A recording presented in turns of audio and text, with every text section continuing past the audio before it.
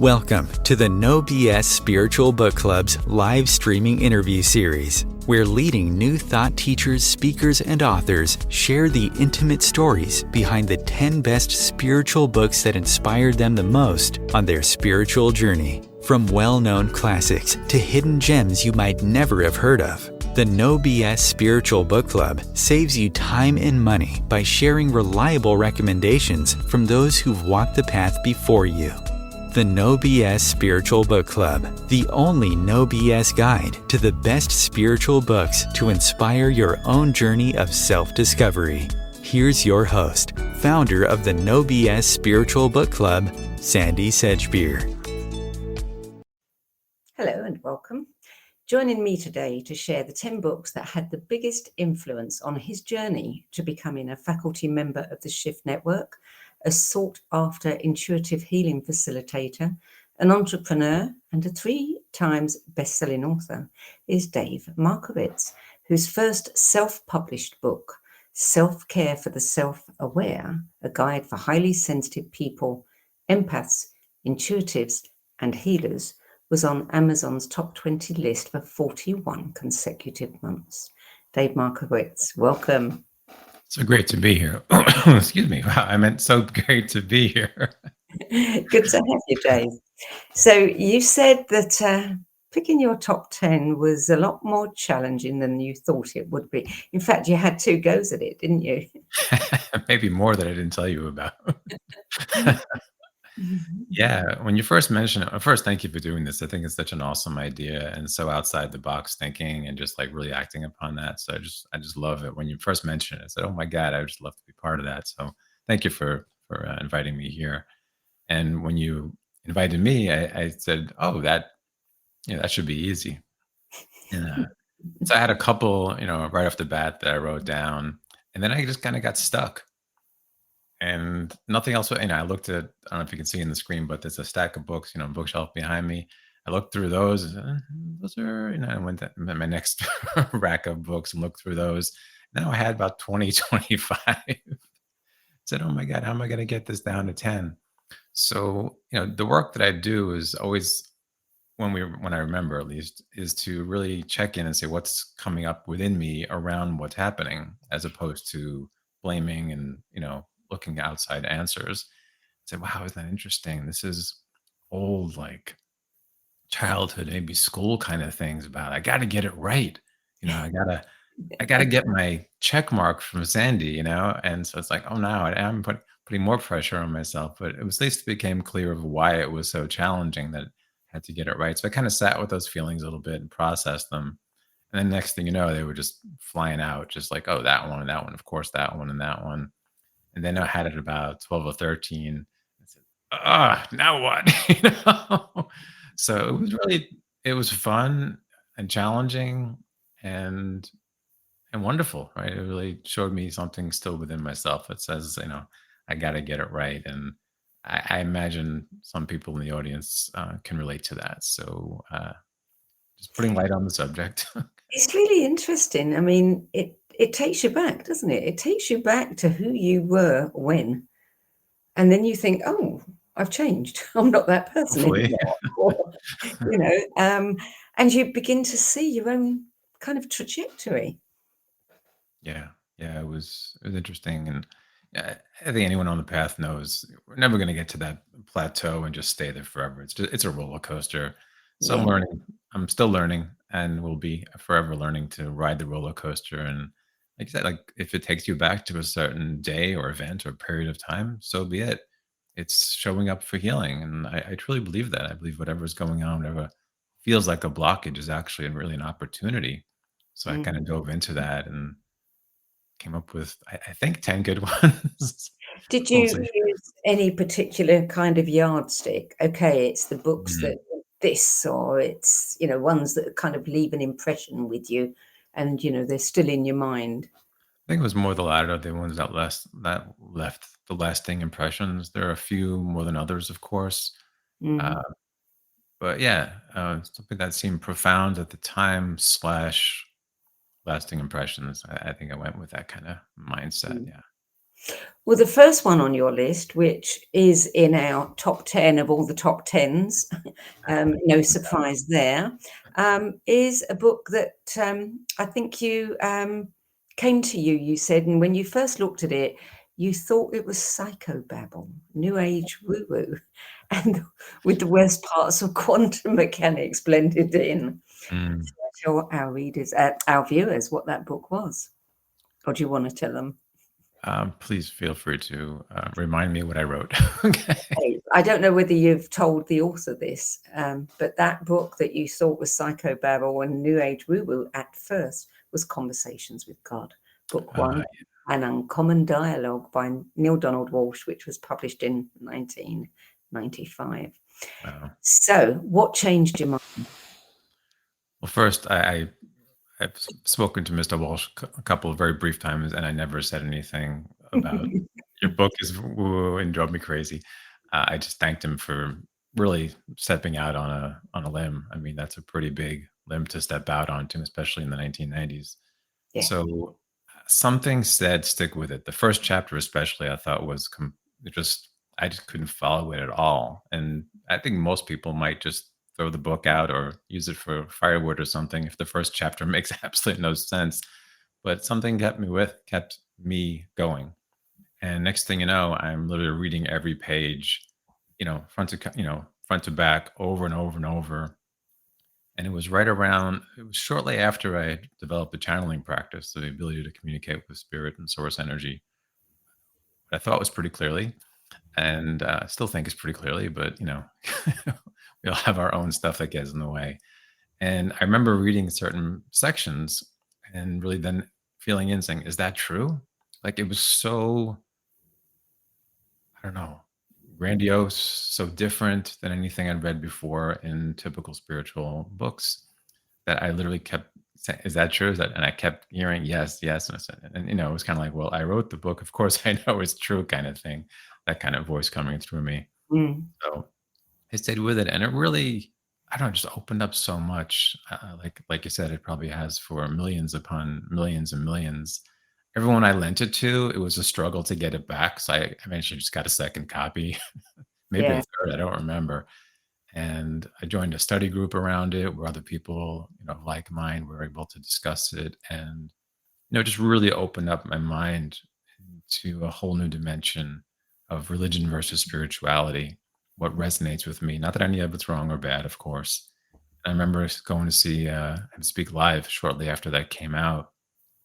He was just really present and funny and just felt like someone that you wanted to listen to. So kudos to him. And I think it was Penguin, Random House. Someone took a chance on at what at the time was a very daring book. yeah, I think it yeah. paid off. Yeah. Do you recall at what stage of your spiritual journey you were at then? Wow, how do you even label the stages? Gosh, intermediate. Intermediate.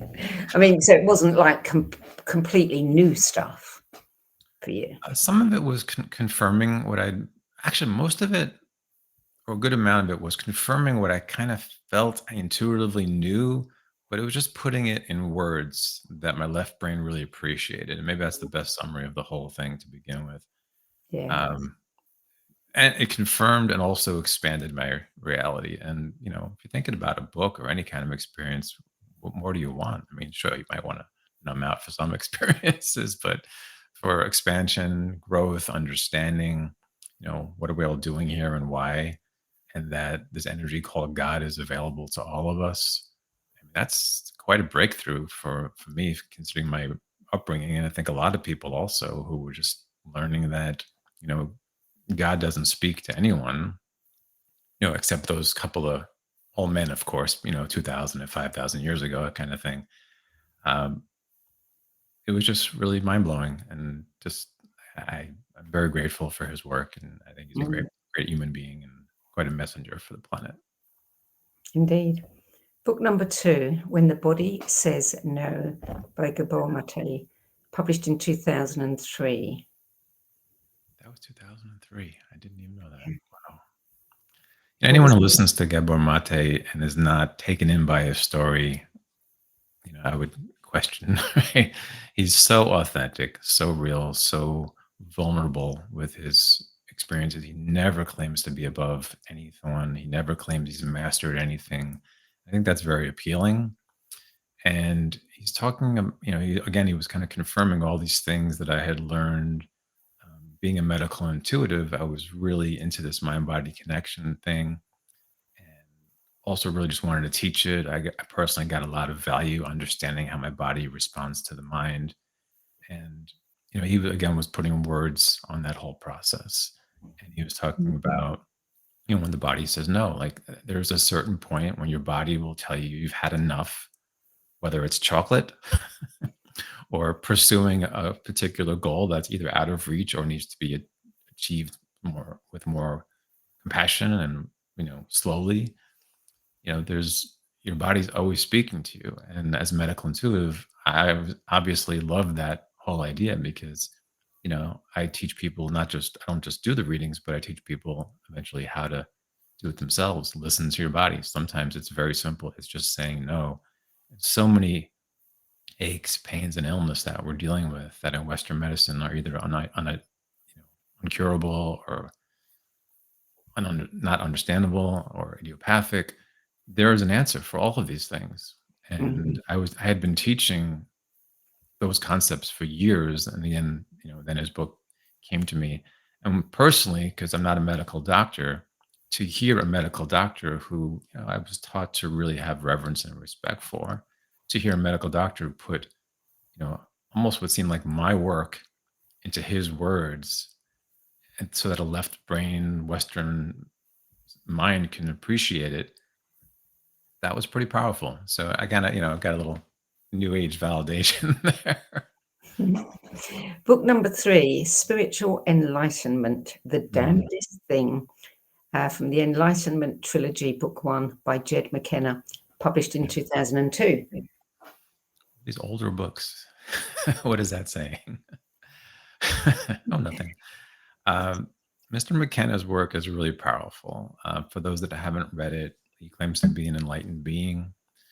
And I think what really jumped out to me was he didn't have the experiences or the descriptions of what at least I understood an enlightened being to be, to act like, to speak like, to do.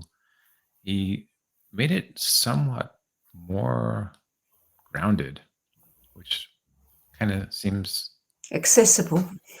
yeah, maybe a little more accessible that way. And also took out the illusion that once you get to that place that you can never be hurt.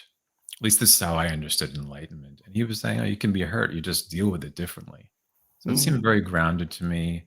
And, part of me, because he spoke about this retreat that he has, I got inquisitive and I looked up. I couldn't find anything about him, about his retreat. And part of me was saying, is this a story? I don't even know if this is true.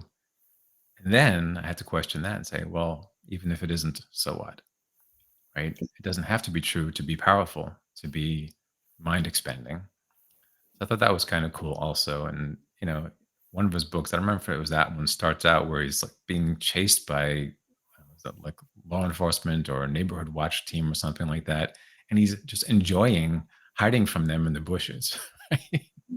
I mean, how many books about enlightenment talk about something like that as a fun experience? No, I don't think he's, advocating go be a menace, but it's just the situation he got himself into.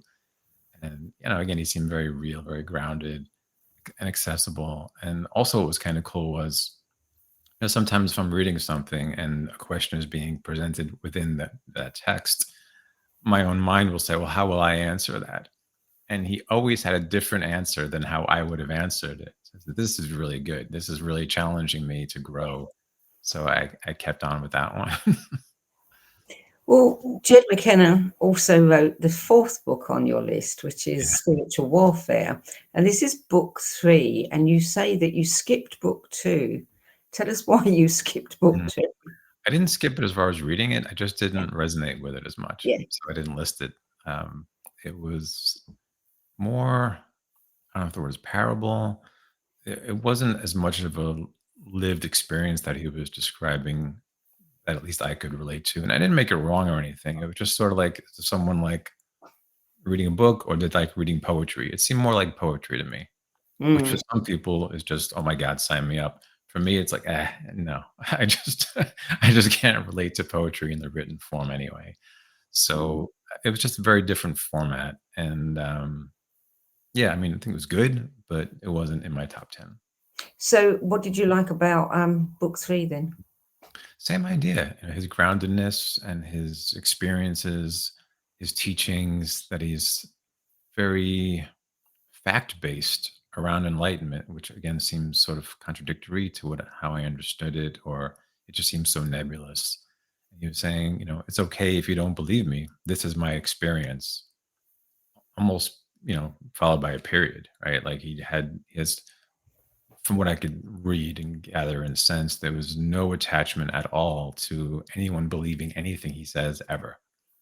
Well, it's interesting. You said that he doesn't have a social media presence, no online videos, no information about where he teaches. How on earth does one find him? That's what made me wonder, is this guy even real? Because like you said, who doesn't have some social media presence now? Yeah, So I don't know. I guess just his books. And, but they're worth reading. I These think two, so. anyway. Yeah, for me, definitely those. Mm, I think he's got more than just those three, but that's the trilogy as he calls mm, them. And the bookends of the trilogy to me were really powerful, and just I keep it next. I don't think I'm alone. We keep a book next to our nightstand, and mm, we just either randomly open a page. I like to listen intuitively for a number. So just last night, I heard 114. I picked up his book, and it's, oh, okay, that relates to what I'm dealing with. mhm. Well, book number 5 is by an old friend of ours, Conversations with the Z's, book Yeah. 1, The Energetics of the New Human Soul, Lee Harris, which was also published in 2002. Lee, I don't know if you know, I actually met him on your show about 12 years ago. In I recall that. Yeah, Yeah. yeah, that was wild. And he and I just looked at each other, and it was kind of like instant, okay, Recognition. recognition there. And maybe just because I'm balding and he's completely bald, I don't know. We haven't related on that level. Um, but yeah, there was a beautiful recognition there, and we've stayed in touch. And he comes to town, we connect and hang out and tell stories and compare experiences. And his books are also really great for expanding the mind in a similar kind of way to Jed's, where I would think a particular answer would be coming, Yeah. and something Yeah. comes from left field. And some of it was, a bit beyond my current understanding, and that's okay, right? And that's part of, why I think it's good to read books, to expand our understanding. And sometimes I think we just read it to have our biased opinions confirmed, and nothing wrong with that, right? It's just nice to know the Yeah. intention behind what we do. So there's some of that with his, but there's also a lot of things that he channels from the Z's that I haven't yet thought about at all. Mm. So also highly recommended. I think I actually quoted the wrong date there. I've got a feeling that Lee's first book was published much later, probably closer to 2012, I would imagine. Mm. So I don't know how that 2002 crept in there. But you're right. I mean, there's something about his books that I find, so down to earth. I like practical. Give me something I can say, "Oh, yeah," that you hadn't thought of. And that's what appeals to me, and that's what I find in Lee's books. Yeah, definitely. So another one that you chose, which doesn't appear as often as I think it should, and I'm always surprised by that. It's a fabulous book, The Presence Process, A Healing Mhm. Journey into Present Moment Awareness by Michael Brown. That one was published in 2005. I know a lot of people have done this process, and I know many people who do it every single year. And it is so darn powerful. Mm. I haven't had the courage to do it more than once. So tell us about your experience with it. Yeah. It's one of those books that have sort of almost what might be called a cult following. While I was reading it, I recognized that a lot of people I knew already were also reading it. We actually formed a study group around it where we do practices based on what he speaks about in the book. And we also were encouraging people to stay with the process. One of the interesting things about that book, as you may recall, the first half of it is extremely tedious, if not boring. And he actually says, I know this is tedious, I'm boring, but I'm setting it up. Like he's not, the man behind the curtain kind of thing. He's like, I'm setting it up so that the second half of the book will make sense to you, that you'll Yeah. stay with the process of actually doing the work. And how many people, self included, will read a self help book and just not really do what it says? Like the mind gets into that looking for information mode and or confirmation mode and not into the doing mode. So to me, a book can really create pathways, but something that gets you to actually do something, to apply steps, that's kind of miraculous. And having a group around you is only making it a bit easier, or maybe a lot easier. So we would Mm, compare notes and everything and support each other going through it and say, stick with it, stick with it. I don't think anyone in that group is still doing that every year, but many did it probably 2 or 3 times was probably the average.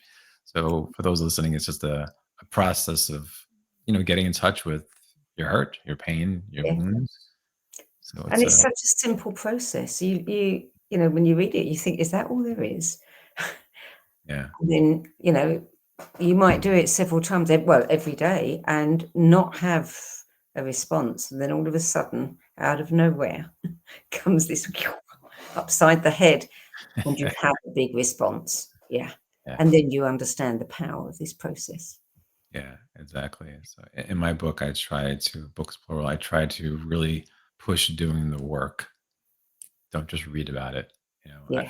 I compare it to, you can't learn to ride a bicycle by reading about it. You got to get on the bike. You're going to fall a couple of times, but that's how you learn. Your muscles just become entrenched in that mindset, or the neural pathways begin to form and make it possible to ride a bike. And as they say, once you ride a bike, everything it's just like riding a bike. You never forget it. Yeah. So it's pretty miraculous that that book in particular has really affected so many people so deeply.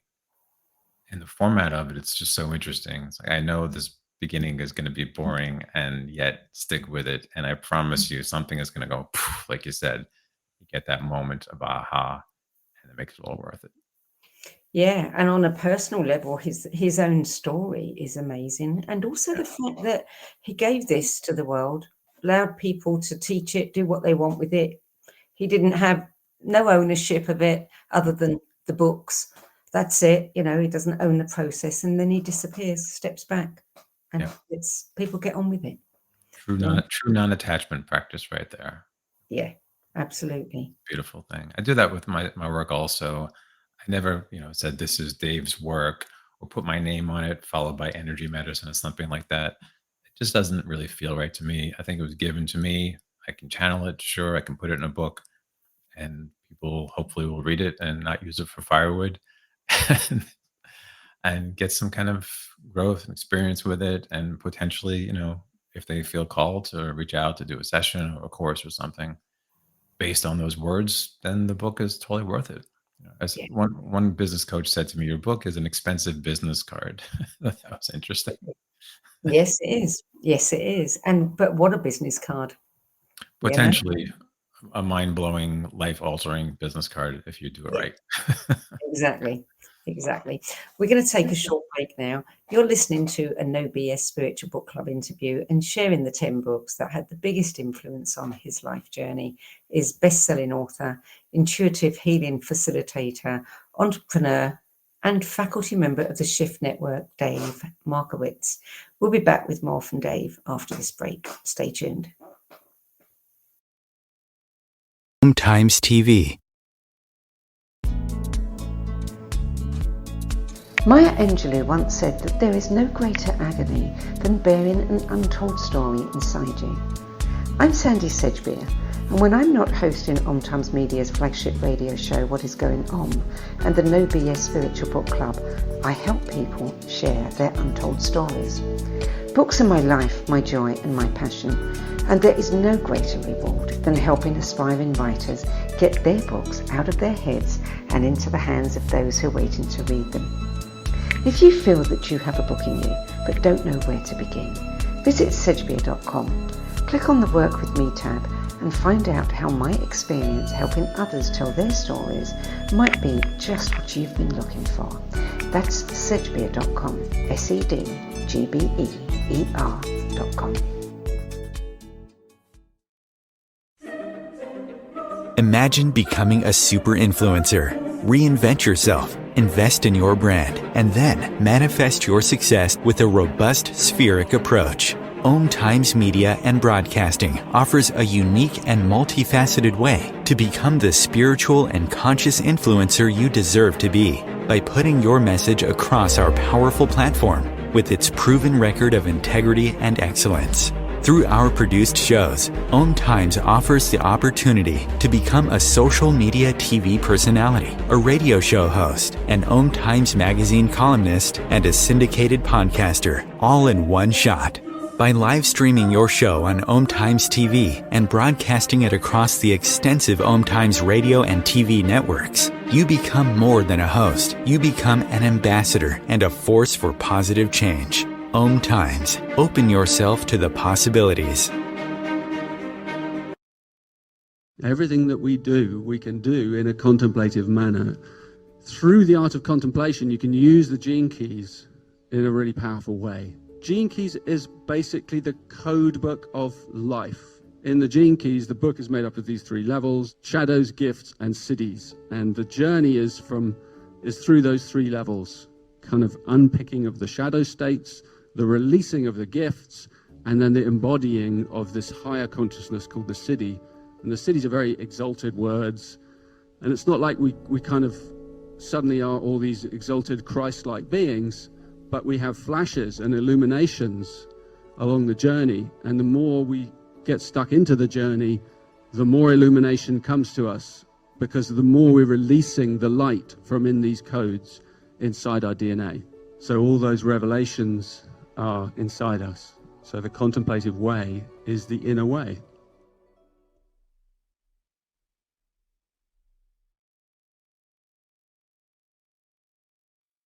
There are 16 million children struggling with hunger in America. That's 1 in 5 daughters, sons, neighbors, and classmates who don't know where their next meal is coming from. Yet billions of pounds of good food go to waste every year. It's time we do something about it. Feeding America is a nationwide network of food banks that helps provide meals to millions of kids and families in need. Visit feedingamerica.org to help them feed even more. Together, we can solve hunger. Together, we're feeding America. Welcome back. Dave Markowitz.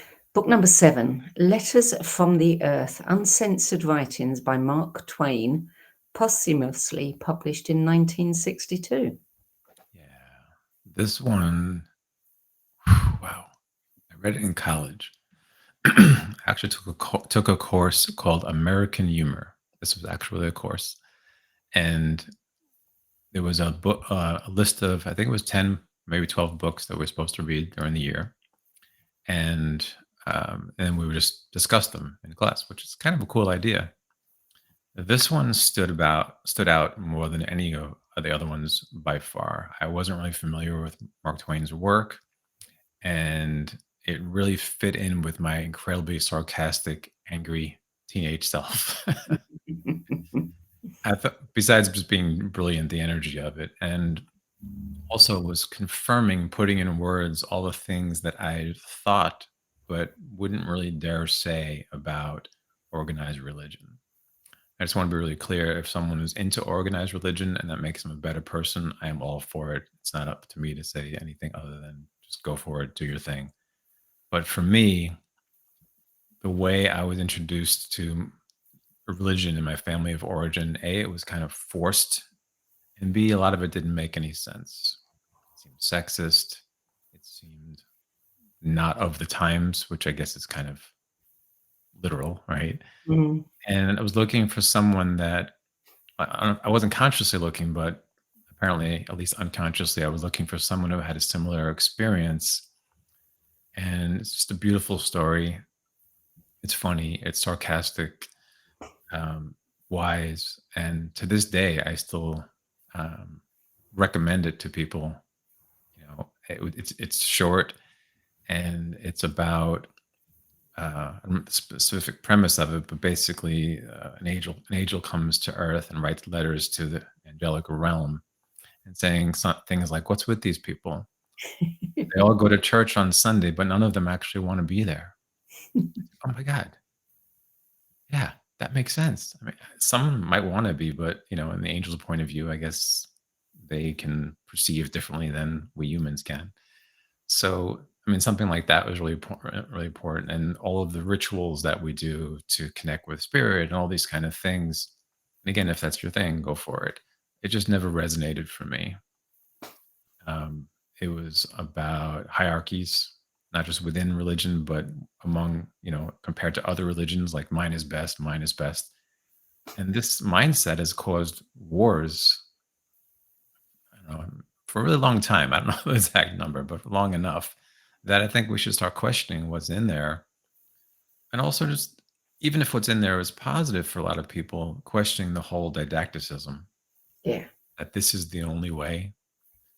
And we've all met someone who believes that. And, God bless them if they're that passionate about it. Um, it just didn't work for me. Mm.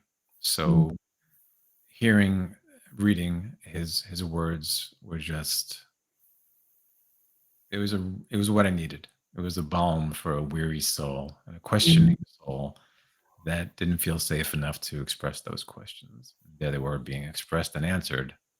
So He kudos. wrote that book at a difficult time in his life. He was deep in debt. He had lost his wife and one of his daughters. Um,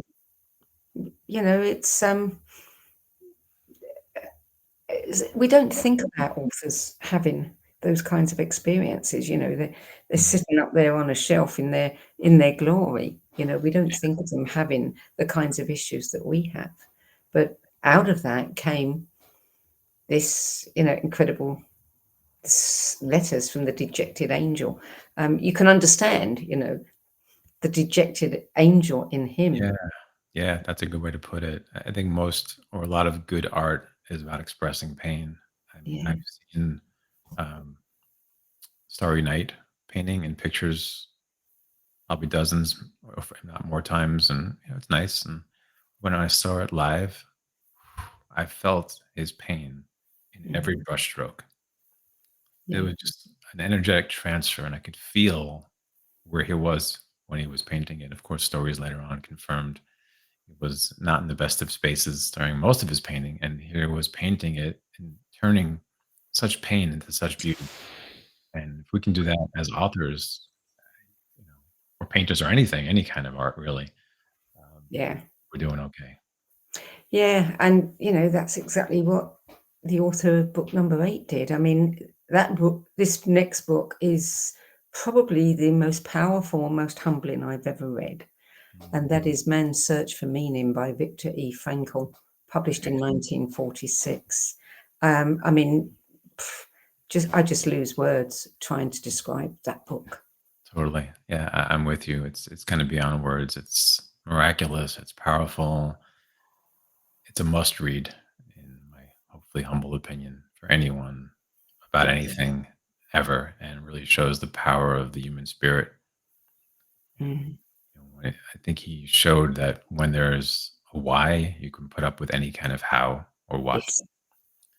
That's a Yeah. really powerful lesson. So, I mean, kudos to him or his spirit that is probably still guiding us in some way. Mm. Yeah. Just, I mean, just the story in and of itself. I don't even know if I could describe it well, but I think most people know about it. And, you know, like you Yeah. said, His it's humbling. descriptions of being in that concentration camp and the things he witnessed, that somebody could emerge from that and not, be crazy is just phenomenal. Yeah, completely phenomenal. Yeah.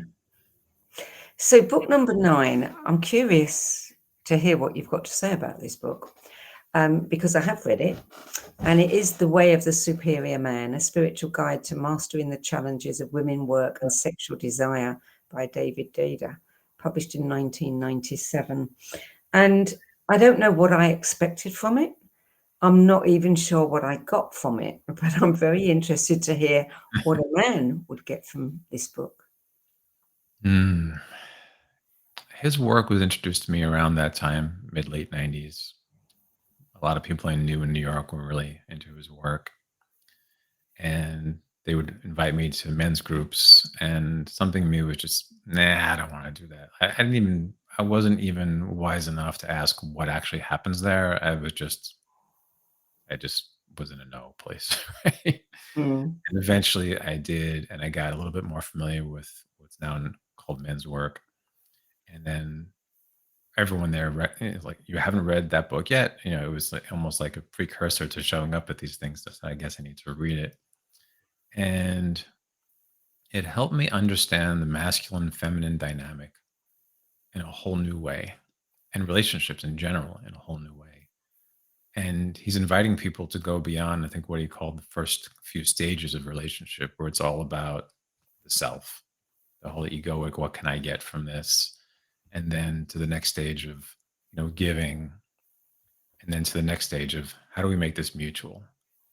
And it's almost a way of saying, how do we get from codependent to interdependent? He doesn't use those words. That's just coming to me now, which is really important advice for anyone in a relationship. I work with a lot of people, and self included. I've been in relationships that were not equal. And, if you kind of grow up as a witness to that kind of relationship, we just think it's normal. So he expanded my awareness and said, oh, we can have relationships that are more equal, that can be challenging, but in a loving kind of way. And he put out these, not quite definitions, but I'll say descriptions of what masculine energy is like and what feminine energy is like, and how they can mix. And he's very open to different, understandings of sexuality, which I think is awesome. And he's very clear about this as just a generic term for types of energy, not a particular person or sexual yeah, preference, which I yeah, think is really helpful. Um, but it helped me see how much of what I thought it was a man was supposed to be, and compared that to what a man could be. And that alone, worth the price of admission, right?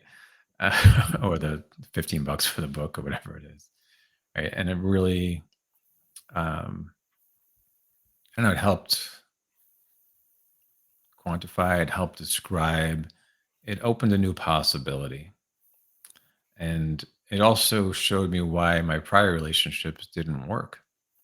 Right? So if we're looking at it as everything as a learning experience, even the painful experiences, that book really kind of solidified, oh, I was in that relationship to learn about this, and I was in that relationship to learn about that, and see why they didn't work, quote unquote. They actually worked perfectly because they brought to surface things that I needed to heal. yeah, And he was one of the first people that invited me to look at it in that way, that, a quote unquote failed relationship is not exactly a failed relationship. That if someone is divorced 3 times, society judges that as negative. And I say, that's awesome. You're following your lead. Maybe you or the other person are growing at different rates. Hopefully it's done consciously and lovingly. But someone who's been through all that, had their heart broken, and has learned, is going to be more open to the next potential partner. mm. So it just, I don't know. But I'm curious you mentioned that you got something out of that book, but you wanted to hear from the masculine perspective. Would you mind sharing Yeah, yours? I did. It was really interesting to hear the masculine perspective and understand that. I think any book that or any piece of advice or teaching that shows us who we can be rather than what we should be Yeah. is invaluable. And I've always been very interested in understanding what life is like, what relationships are like for others. We can't look at it purely from our own lens all the time. I attended a workshop with him, a weekend workshop, and he would just talk for a little bit, and then he would take questions, and he would demonstrate or ask people. I mean, he asked a couple to come up to the stage, and I remember it pretty clearly. It was pretty funny and very enlightening, if you will, where the woman said, "I'm really bored with our sex life." And the guy was like, "What do you mean I'm bored?" Which is, of course, a typical male response to that kind of inquiry. But here they are in front of 100 people, willing to have it looked at. And so David Data, I can kind of feel him just kind of feeling in and just thinking what to do or how to say it, how to present it. I really feel he's pretty guided. And so he said, "Well, show us what you do." Everyone's kind of, so they kind of, get in a little cuddle position, fully clothed on the stage. And the guy said something, "Well, I usually do this. And then I usually do that. And then I usually do this." And Data just kind of yelled out, "There's your problem. Usually you're doing the same thing over and over. She wants something different." And she just lit up. She just became completely radiant. It was like someone put words to her experience that this guy could understand. So, I won't go into more detail, but you get the idea where Yeah. he's Yeah. very present, and like you said, he invites people to possibility, which I think is Yeah. invaluable. It's interesting, isn't it? The different perspectives. What is that? I don't remember where it came from, but that old joke, I don't even know if it's a joke, it's probably a truism, about the the therapist saying to the husband, "Well, or the wife, how many times do you make love?" And she says, "All the time, at least 6 times a week, all the time." And then she asked the husband, "Well, how many times do you make love?" And he says, "No, hardly ever. 6 times a week, hardly ever." And people are looking at it from completely different perspectives. Yeah. Anything that can throw light on this, perennial challenge that we have, relationships of all kinds, not just, partners, is good as far as I'm concerned. But including jokes. let's move on to your last book, because your last book is a book that has been on Amazon's top 20 list for almost 4 years. And it is your own book, Self-Care for the Self-Aware, a guide for highly sensitive people, empaths, intuitives, and healers, published in 2013. That was your first book. And the fact that it was self-published, all the more kudos to you for it remaining there for so long. And I know, because people occasionally have asked me, can I say, include one of my own books? And you've said exactly the reason why I say yes, because writing that book was a transformative experience for you. Yeah. Definitely. I had been doing sort of what might be considered more traditional medical intuition and energy healing work. I know sometimes that might seem like an oxymoron, where I'd work with someone, I'd be able to intuit, okay, you're angry at your dad. I'd work on the anger and the physical pain would go away. Well, I had what I later called an empathic awakening, where I was invited to a friend of a friend's birthday party. I didn't know till I got there that it was a party bus tour going from bar to bar to bar. And I hadn't really drank since college, which was probably easy 20 plus years earlier. And, I'm there, I'm kind of, someone else give me a ride. I can't exactly, so I figured, all right, I'm here ready. It's not my thing, but let's just make the best of it. At the end of the evening, I went out to hail a cab and it came out something like, that feels like I'm saying what how a drunk person would speak, really, really drunk person. And I only drank water the entire evening. So this is incongruous at best. And then I gave myself the self-walking test and I couldn't walk a straight line. I said, I'm drunk. How is that even possible? Finally got in a cab because, this is raising the hand as a universal signal. In the back of that cab, in a moment of clarity, which I wouldn't expect if you're feeling drunk, I heard, "This is what I've been trying to tell you." What? You're an empath, and an empath absorbs energy from people that they're around. Wait a minute. What are you talking about here? So it began a whole new process. From that moment on, my entire clientele shifted. Now people are coming to me, even with that same back pain, and I'd be able to hear, wow, you're absorbing your dad's anger as opposed to being angry at him. So this Mm. was empath's nightmare, personified, manifest, right, in the physical form.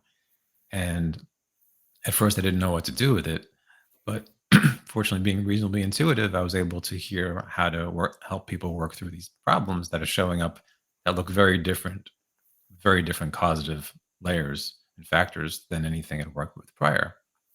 And eventually, it became so prevalent. I said, okay, has to be a book. And of course, Spirit's like, let's do it. It's already written. You just got to type it.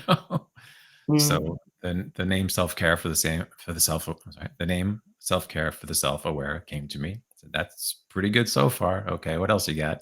So I started writing the rest of the book, and it really just transformed me to another level in my practice, a much deeper level, where I'm able to now see things on a much bigger perspective. That most pains and illness have at least two different levels of causative factors. That's our own responses to traumas, and then there's absorbed energies from other people. And when we work with either of those with the right tools that are designed for that, which also I intuited, we can get results. Whereas before, I got some results, but nowhere near the level that I got afterwards. So I got to be part of a really unique, much more encompassing system. So that book came out. It didn't take long to write it all. It's relatively short as far as many books go. So a lot of people, I think that's kind of a turn on. Like I can read through this in a day. Great. Mm. Some other ones, it's like, 500 pages. Oh my God. It's going to take 10 years to get through that. And it's really powerful, has practices in there, and it transformed me into a very different person. So in the same respect as, your rules of how does it affect the author or the reader, in this case, both, Yeah. and on very rare occasion, I'll just pick it up and just read a paragraph, and I'll say that's pretty good. That's good stuff. I don't think many people, especially those who haven't written a book but might like to, understand what a transformative experience it is to write your book. It is a catharsis, and I've watched over and over people change during the process as they get out all of the things that, they're telling about their lives or whatever it is. They don't understand the healing themselves. Mm. Yeah, there's something about the written word. I mean, a lot of people journal. It's not Mm. that different, except that journal typically isn't read by Yeah. several thousand people. Yeah.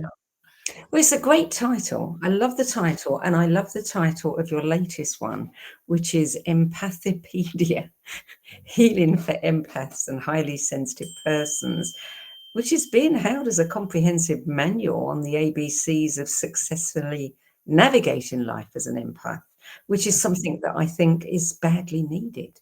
We're just beginning to understand the prevalence, of highly energetically sensitive people. I think, the new generations are incredibly sensitive, and there are many of the older ones who are sensitive but never understood. That's why they feel so much. Yeah, Mm. my typical client is probably middle age, and it goes to the latter part of what you were just saying, where they always feel like they didn't belong. They were called too sensitive. They didn't know what to do with all these incoming Mm. energies, Mm. and I channeled steps that make it much easier to exist and even thrive as an empath or highly sensitive person. So Empathipedia came out of 2018, I think it was, and it was sort of an update. Well, let's say sort of. It was an update to self care for the self aware. It's 2.5 times the length. It's much more detailed. It confirms and reestablishes the basis that were created in the first book, and then expands upon them. And it even has an A to Z section. Each section, A, abandonment, B, or, every letter has a common diagnosis and explains what those are about and steps to then heal them, understand them first, and then of course to heal them. And so that one's done pretty well too. So knock wood, pretty blessed with that. Um, So, and it's an end result of doing the work. Like we're saying before, it's not just about reading, it's about actually doing it. In this case, I'm teaching and guiding people through these processes. So it just made sense. It was time to update the information to go into more detail. So that one came out then. Are you working on a fourth book? Yes. The title is still in flux, but I've been teaching a course for the last 2 years, both with Shift Network and on my own, called Healing the Original Wound, or Healing Abandonment Wounds, or Healing the Four Original Wounds. There's all different titles that are kind of floating around. And I know when it comes to time to really master the book, the title will come. So I'm trying not to freak out and worry about it too much. In the meantime, I'm putting all the text together, and it's really interesting because I think it takes everything we've discussed already and brings all of that to an even deeper level. Like, I always want to go deeper as a medical intuitive. I don't just accept that's a symptom. I say, what's the actual cause? And that's just the way I've always thought about things. Without addressing the root cause of anything, nothing's going to really transform. You might get temporary relief. And if that's what you need and all you can get, go for it. I mean, that's not wrong. And there's also potential of much deeper healing. Yeah. So it came to me over the last few years about how much abandonment we experience, even in the first few minutes and first few years of our lives, and how that affects even present day situations, whether you're 20 or 90, we're still somewhat guided and governed by and affected by these abandonment wounds. One of the reasons we want to connect so badly is because we disconnect initially. And it was shown to me, and I try to put it in the book in as clear as possible language, there is a reason for all of this. I mean, we hear all the time, like there's a reason for that, a reason for this. And what I kept hearing and seeing was we learn about life and ourselves through duality and contrast. And we're all one at our core. So what better lesson to learn about our oneness than to learn about separation first? And all the things that come with separation, including pain, potentially illness, a lot of challenges. It helps us appreciate the reconnection, not just to ourselves, but to spirit, to each other, to be able to go deeper and have more heart-based connections that are spiritually aligned for us. And to make a very simplified analogy, someone who's born into money does not typically have the level of appreciation for it as someone who's gone bankrupt and then made a lot of money. Right? In fact, Tony Robbins, one of the most powerful, teachers around, he talks about when he was 19 years old making his first $1 million, and then he lost it. And then he made it again and he lost it. And all of his investors started questioning. I think he told the story once about a sixth or seventh time, asking a particular individual for a fair amount of money to pursue creating some kind of program. And the guy said, "Why should I give this to you? You've failed at everything you've done so far." And he just said, "I haven't failed at all. I've learned what not to do." Yeah. Very simple, very basic, but I think an important reminder. So similar kind of thing. If we were born super healthy, with great relationships already at our beck and call, completely connected to spirit, and with a complete awareness of who we are and why we're here, there'd be no journey. And we wouldn't appreciate knowing all of these things. So we separate on multiple levels: spiritual, physical, emotional. And we also separate from our own selves in the first few years of life, where we morph ourselves to be how everyone else wants us to be. So the book describes it in a lot more detail. Of course, the courses, go into it in much more detail. And we're really healing those very deep, painful layers of wounding that, again, I think are affecting us to this day. So if something, if you've done, quote unquote, a lot of work around a particular issue and nothing's shifted, and it's beautiful that you're doing something, and I'm not putting it down in any way, but in some cases, it's kind of like painting a rusty bridge. Yeah. You got to get in and remake the bridge or clean off the rust or something to have a real powerful, lasting, transformative effect. And fortunately, even though this work that I'm describing now is a lot more difficult than things I've done or taught in the past, very blessed to be able to attract the level of clientele that are really willing to do the work. Of course, resistance comes up here and there. And the beautiful thing about resistance is it actually is a beautiful thing. A beautiful thing. It actually shows what needs to be healed next. It's not a Yeah. wall saying, don't go there. It's a warning sign saying, if you're going to go there, do it lovingly and compassionately, and ideally with a guide that understands these things.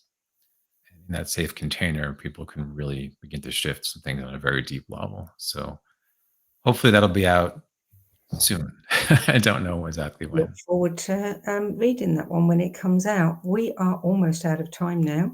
I really want to thank you for joining us and for adding your 10 best list of books that influenced you the most to the No BS Spiritual Book Club's archive of recommendations. Having these recommendations from people like yourself, people who have walked the path, is so important to others that are just waking up. So thank you for your contribution.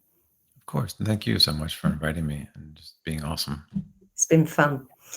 That's it for this week. This show is also available as a free downloadable podcast on the Om Times website, on Spotify, iHeartRadio, and all the major podcast platforms, including Apple, Amazon, and Audible. And of course, it's also available as a video on YouTube. That's it for this week. I'm Sandy Sedgbeer. I'll be back at the same time next week with another 10 best interview for the No BS Spiritual Book Club. Till then, goodbye from me, and thank you again to Dave Markowitz.